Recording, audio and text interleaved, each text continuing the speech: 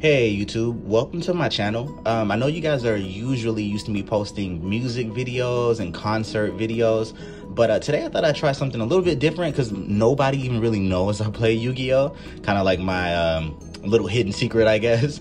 But I actually haven't played in a minute. I actually just returned back to my locals maybe 2 weeks ago. So this is me just trying to jump back into it, and I personally don't like meta decks. I like to make any rogue deck that could possibly combat that. So today we'll be getting into my Dark Magician deck profile. Don't roast me too hard, you guys. Like I said, it's been a minute, okay? So the first boss monster I want to start off with is 2 Dark Magicians. That's your bread and butter right there. You do not need 3. Please do not play 3. Yeah, so just two Dark Magicians. I play Magician Girl and Palladium Oracle Mana. Now, I don't know that a lot of Dark Magician players are playing Mana or not. I haven't seen it from the people who do make deck builds, but very useful because Dark Magician Girl can actually be a brick, but Palladium Oracle Mana is never a brick. Whether you have her in the graveyard or in the hand, these are good things. She recycles herself from the graveyard, and yeah, definitely Palladium Oracle Mana. Oh, not only does she do that, but if you have a Dark Magician Girl, a Palladium Oracle Mana, and a Dark Magician in your graveyard, man, that's going to get you 3 draws later on, and we'll talk about that in a minute. So, of course, 3 Magician's Rods. You do need to run it at 3. He's your searcher for any spell. And there's also a little combo you can do as well where you can just recycle that little spell searcher over and over. But we'll get into that in a minute. Expensive ones, man. The 3 Magician Souls. Now, I've had these for a minute. I didn't even know they were going to get a reprint. So, you know, for those who got the reprint, hey, good for you. Sad for me because I had to spend all the money on these 3. Now, I do run the Dogmatika engine just a little bit. So, I do have these 2 right here. The Ecclesia and the Fleur-de-Lis.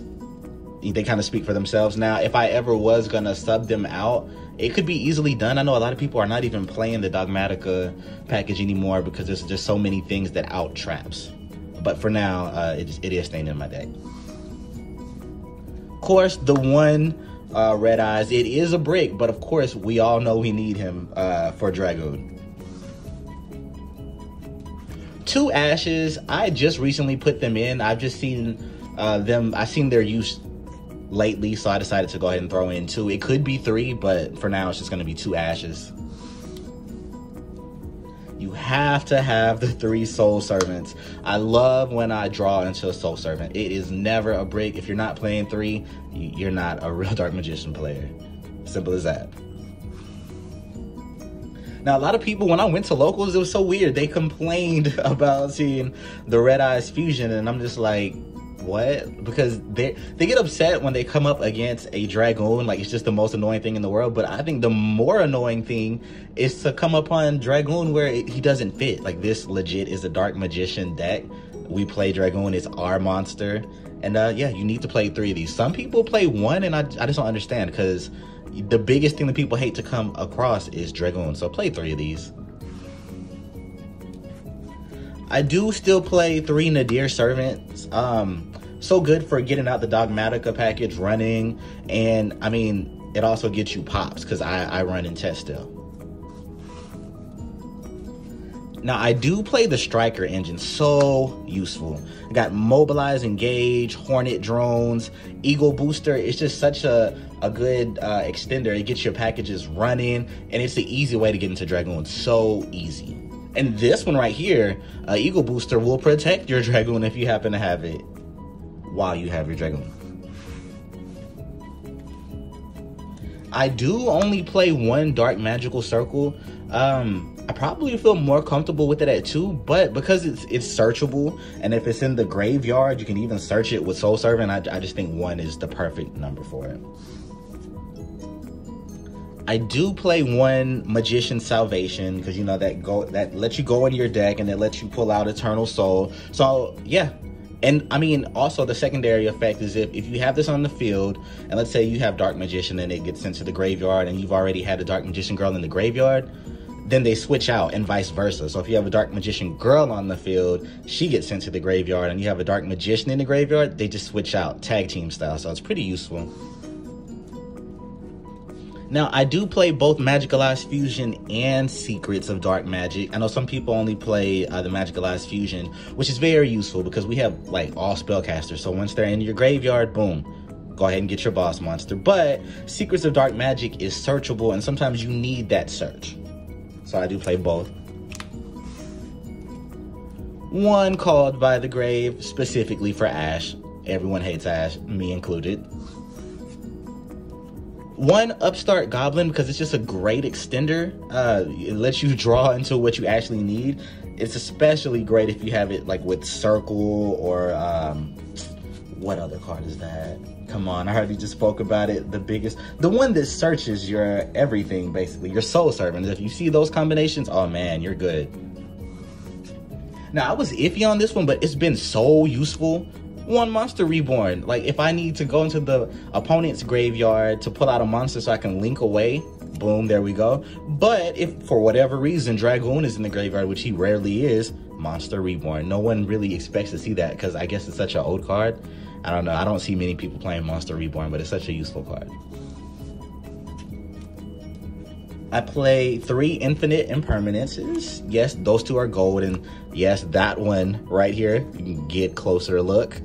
That is the ulti. I actually pulled that at my locals my first day back, and I was like, huh, I never get any good things from the packs. And I happened to look up the price. I was like, oh wow, it's going for like $250. So I mean, I do have another gold Imperm, so if anybody wants that ulti one, just DM me. I'm more than willing to sell that. So yeah. I run 1 Eternal Soul, just 1. I actually was more comfortable with it at 2, but it's not something you want to draw into often, especially because anyone who knows about the Dark Magician deck, they know that if you just get that off the board, you take away the Dark Magicians as well. Luckily, Dragoon is unaffected by card effects, but still, it's not a great effect. The fact that it can nuke your whole board. Other than that, though, it's great, though, because it recycles your Dark Magicians back to back to back. Paired with Circle, too, every time you get a Dark Magician, just banish their monsters. So the last 2 cards I play in the main deck would be the Dogmatika Punishment and my Skill Drain.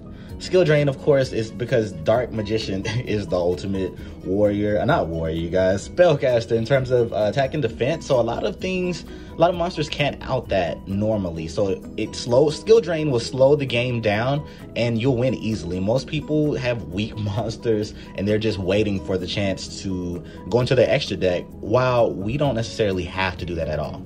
So yeah, that's it for the actual deck. Now we're gonna go into the extra deck. So because I played a Dogmatika package, I do play Titaniclad, who basically lets you search the Dogmatika monsters.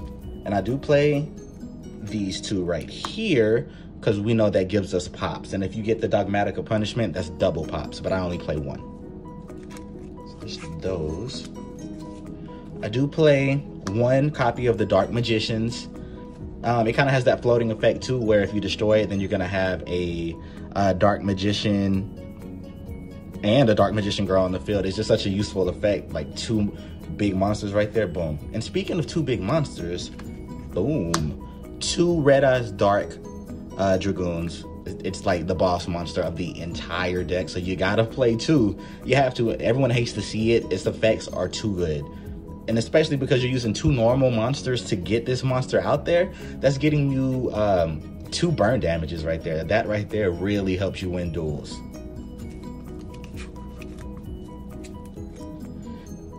Now, because I am playing the Sky Striker cards, I do play Sky Striker, Ace Kagari, and Kaina.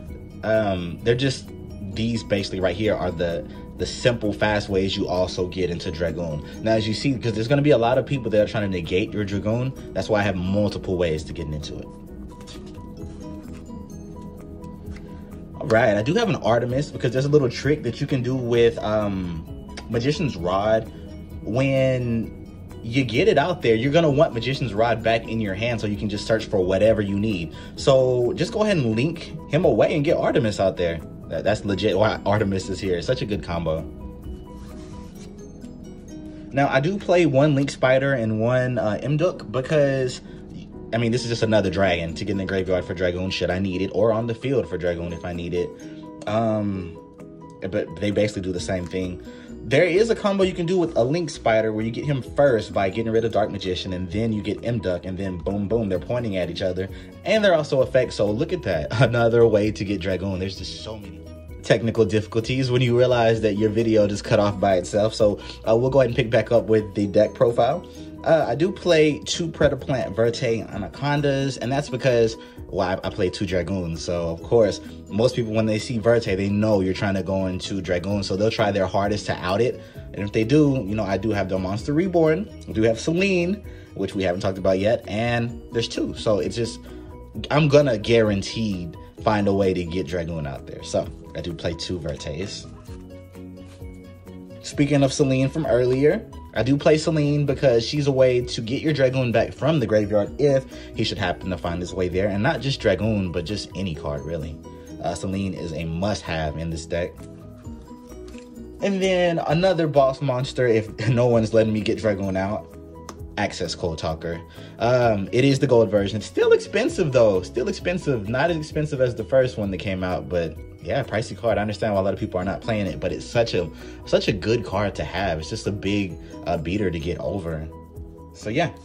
Now we are gonna go ahead and look at my side deck. So I do play 3 Nibirus.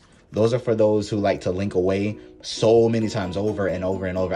Actually, that's like one of the most annoying things in Yu-Gi-Oh! When you're just sitting there and they're just linking, taking at least 5 minutes on one turn. I'm like, no, we're going to Nibiru that so we can stop that. So 3 Nibirus. I do play 2 Dark Ruler no more, so we can lock them out of their deck if I have to. Also 2 Mystic Minds, should I need to do that. I do play 2 Secret Villages of the Spellcaster and 1 Terraforming. And the reason I don't main deck this is because, I mean, it's a great card. A lot of people are not playing Spellcaster, so it stops them from playing their spells. The only flip side to this card is that if you don't have any Spellcasters out, then you can't use spells. That's the only thing I don't like about this card. And you see I play a lot of spells, so when I do side this, it wins me duels, but I'm very cautious about main decking it so that I don't hurt myself. Now, I do play 2 Ice Dragons Prisons. Great card to have, necessity. And the last 3 that I play is There Can Be Only One. Now, ideally, I would like to play 3 evenly matches, but you already see my deck is pretty pricey, like legit pricey. So I just don't have it right now to go ahead and get those. So until I can get the 3 evenly matches, it will be There Can Only Be One, or There Can Be Only One. And then the last 2 cards I'm holding in my hand, they don't really count, but they are the tokens for the Striker package. So this is legit the first Yu-Gi-Oh video I've ever posted, first deck profile I've ever posted. But seeing as I'm trying to get back into the game, I'm really interested to see what you guys think, especially Loza, because I just recently started watching Loza. I used to watch Sam a lot, but when I watch Sam, it just feels like he doesn't necessarily test out his decks. He's just like, oh, this is broken, top tier. I'm like, I don't think you use these, because if you kind of walk into any local with the deck build he makes, you're gonna lose. They're like, I don't know, the anime versions, I don't know. But yeah, man, if there's anybody I have to get a shout out to, it would be Loza, for real, because we do play similar builds, and I would just love to hear his thoughts on it and everyone else's thoughts. So just leave me any comment. Let's keep it PG, man, keep it PG. But yeah, YouTube, I'm out. You guys have a good day.